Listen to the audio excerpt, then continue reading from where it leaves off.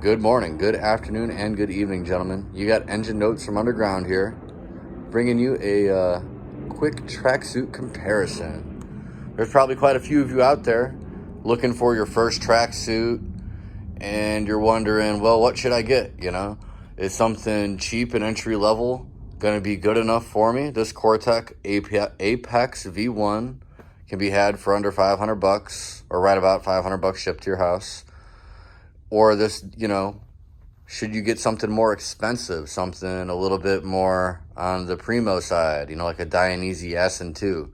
It's not a top-of-the-line flagship suit by any means, but it is still $1,000, track day suit.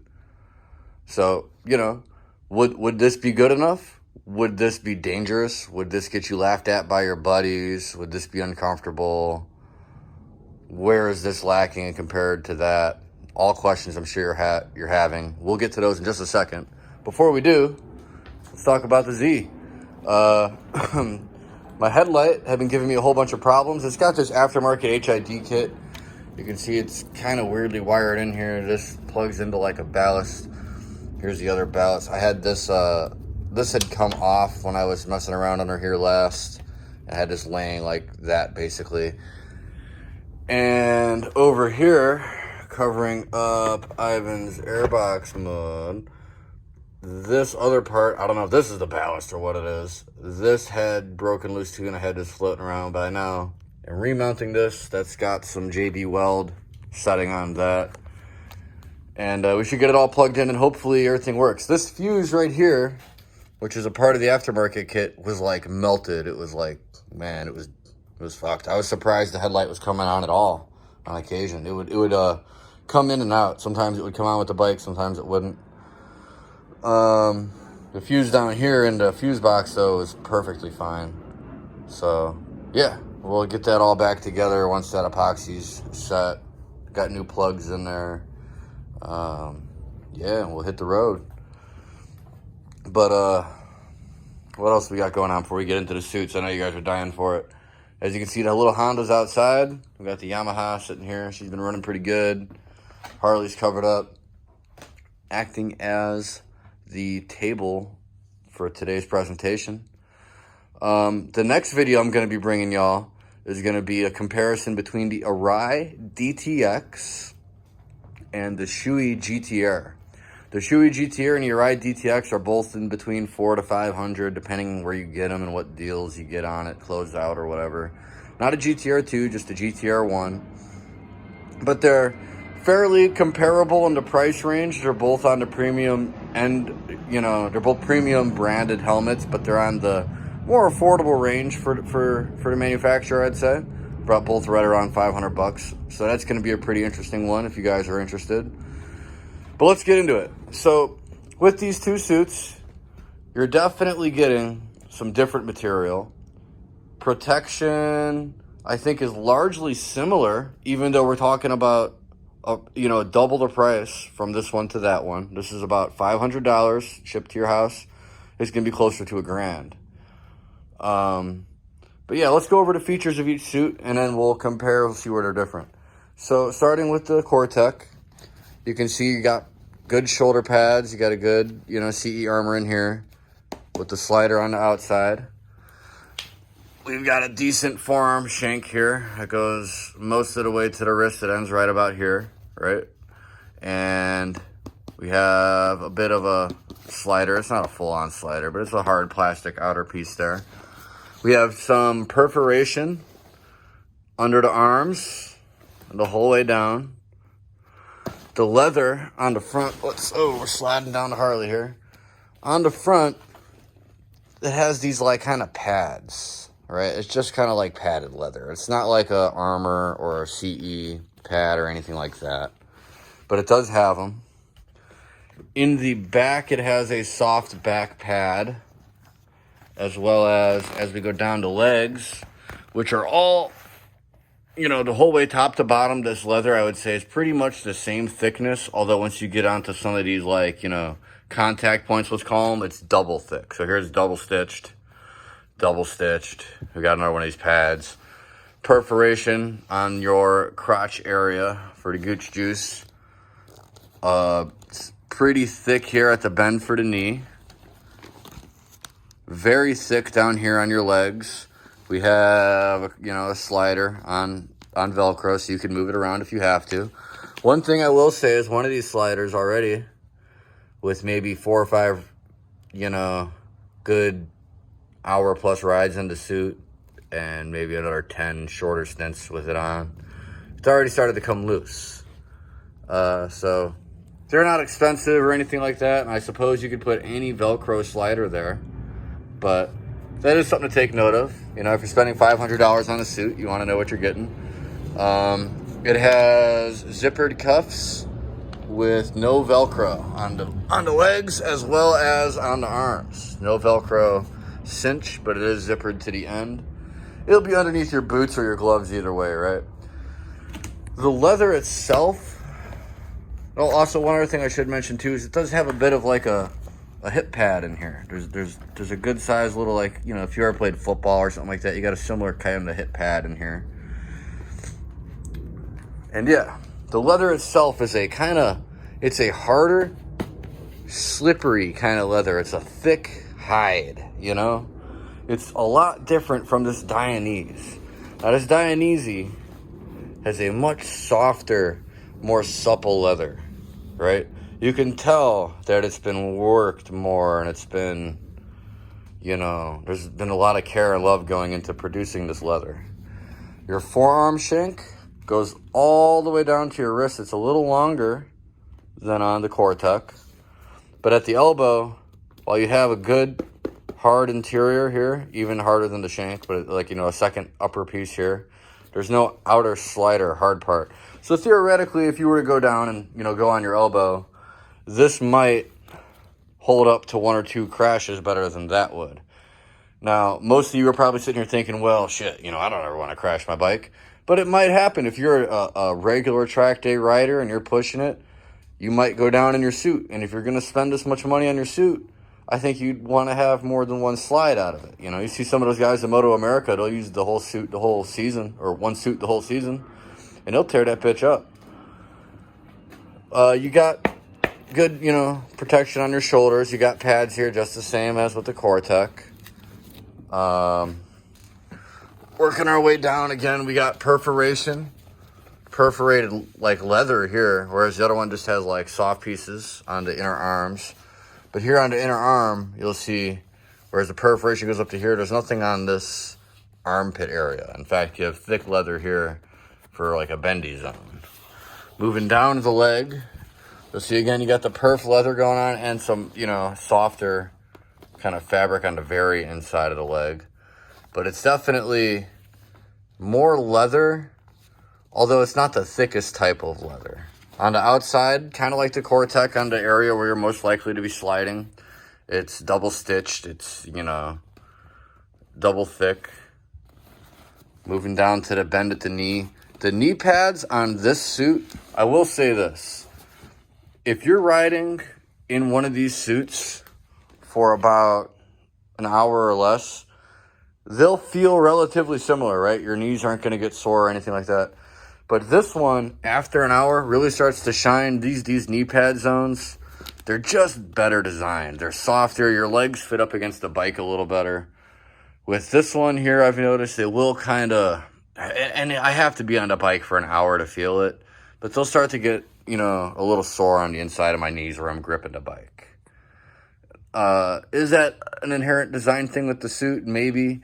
Mind you, I did get an XL on 5'10", and like 180 pounds. I got an XL on this because I wanted something that I could just wear every day. Well, maybe not every day, but whenever the heck I wanted to. And it wouldn't be super tight, and it wouldn't be like, you know, constricting my blood flow. But I've also been, you know, working out, and I've been losing a lot of weight. And it's Dianese in a size 50. Now that I've like lost a lot of my gut and everything, it fits me like a glove. And the more I break it in, it's nice.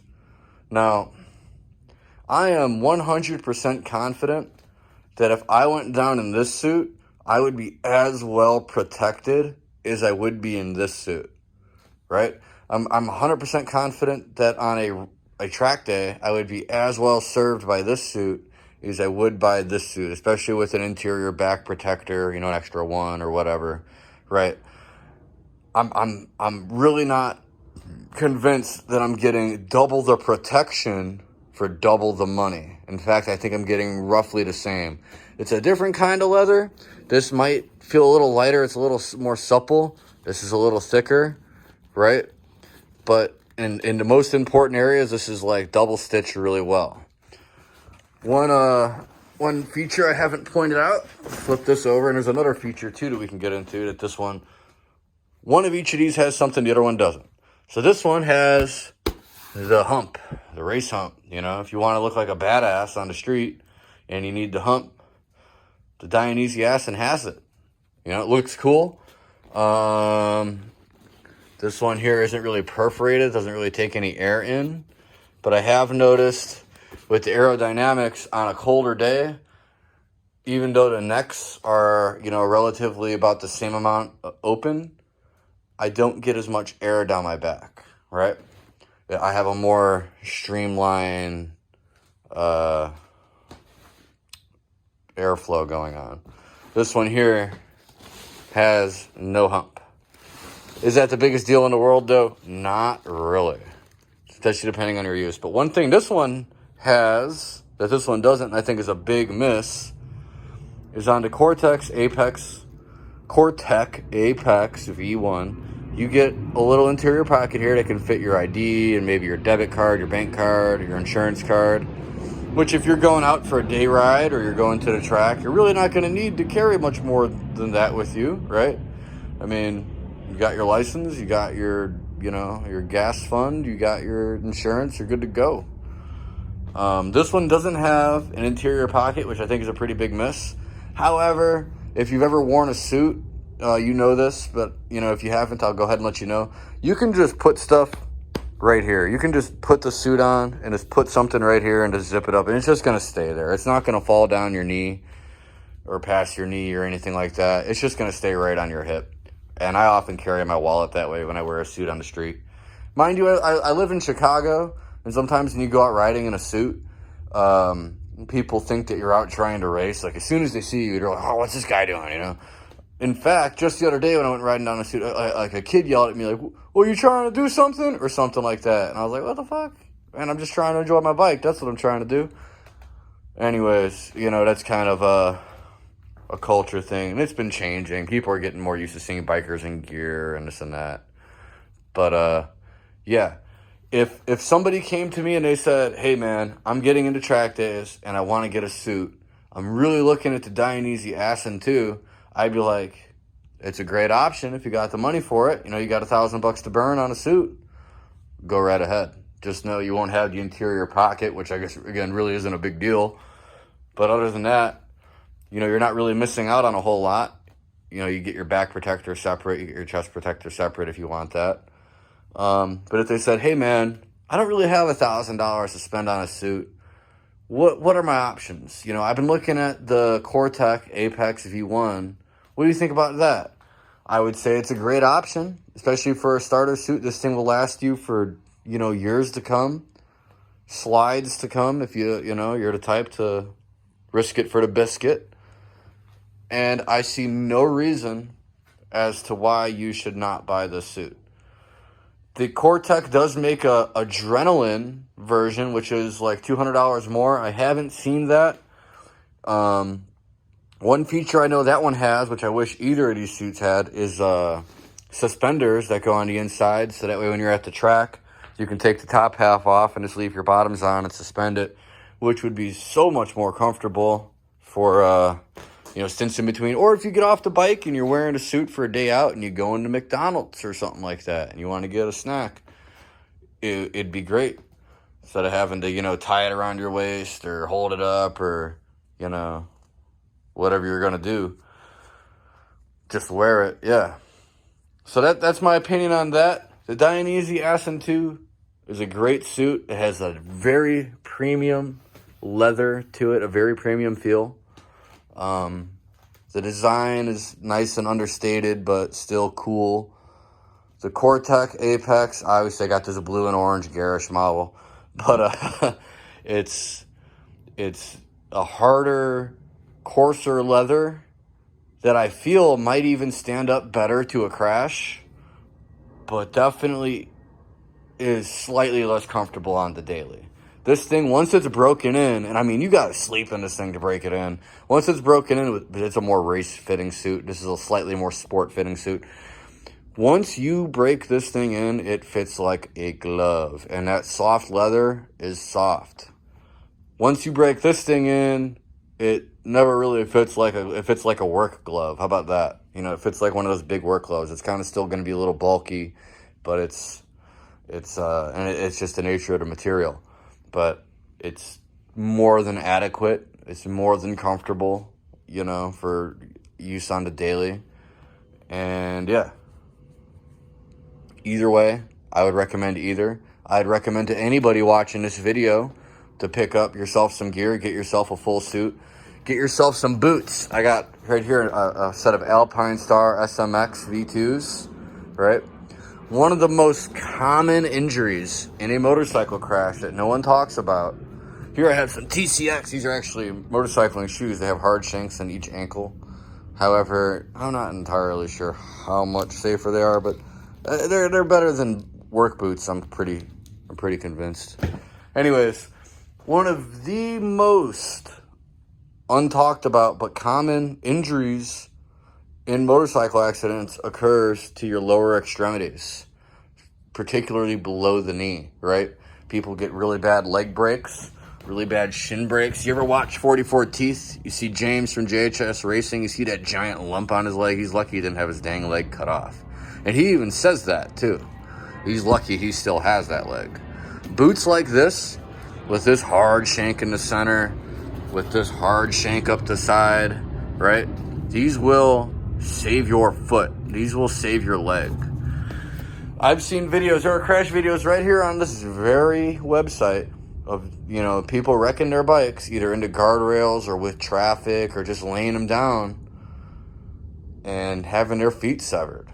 You know, go watch that video of that asshole with his girl on the back cutting that red light and they get T-boned through traffic or whatever, or they T-bone traffic, I should say. Watch that video again and watch toward the end as his girl tries to get up. His girl lost her foot. They had their helmets on, but she tried to get up and her foot stayed in the same place. She had freaking, you know, Nikes on. Something to think about, boys. Gear really helps. It ain't no joke out there on the road. Don't get me wrong, I squid it up sometimes. I'll ride without even a helmet. I just, you know.